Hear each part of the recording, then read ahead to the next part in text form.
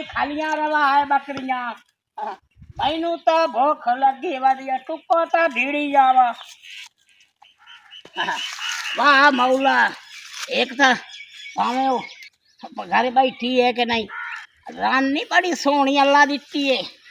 ते हे चिटी ते ढेर सोहनी मौला सोहनी क्या बनाई है रान चलो टुको लाभ वजे भावे सोहनी है टुको लभना चाहिए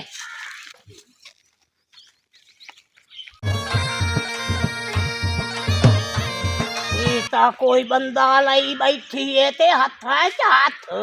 आहा हा हा इनू ना मैं छोड़ा ते डांगा मरे सजेडी सोहनी योडा खराब पई करेंदी चिट्टी देख ते ता लाई भाई डाढी सोहनी है पई अच्छा इनू ना छोड़ा मैं तू खावे खोए बड़ी सोहनी करी मछली आहा हा आहा भाई ओए ओए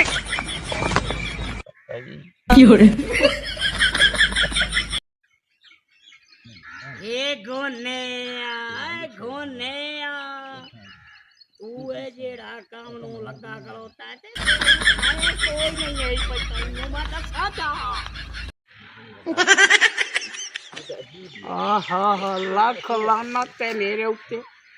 सारा दे बकरियां ही मैं चरावा ते डिकटे मेरे डिंगे हो गए यो काम कर करते ए राजला वो सोहनी सवाणी ना लवाए पे सोहनी लई ते मेरा हालात देखो कमा भी है या साथे ऐश मुलुक करे घोड़ा ही बड़ा है ते तेरी किवे हो गया सो यार लाख लाना ते मेरे उत्ते सारा दे बकरियां सोहनी बड़ी ईमान नाल ओह नो जमाने बकरियां चरावण गई है सच्ची बात हाँ ओ भाई ओए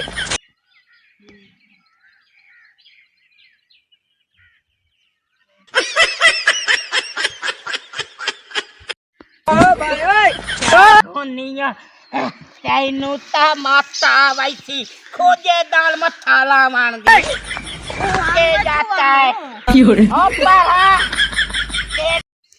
अपरा जा चबाल जई रान्ना तू मैनू चबाल बनाई वतन तू मैनू काशा हथे ता आवण दे मैनू काशा हथे ता आवण दे बस तारा जानू कि नहीं तेरा ता जली का छट्टाई शरीफ बंदे नु बर्बाद कीती वदिया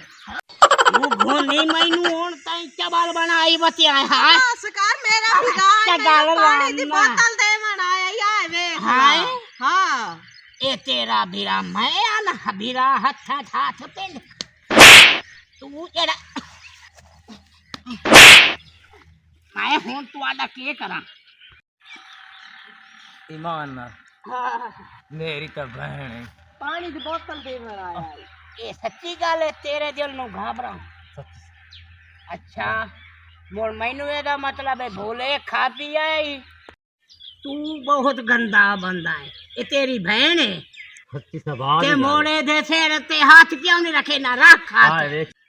हाय हाँ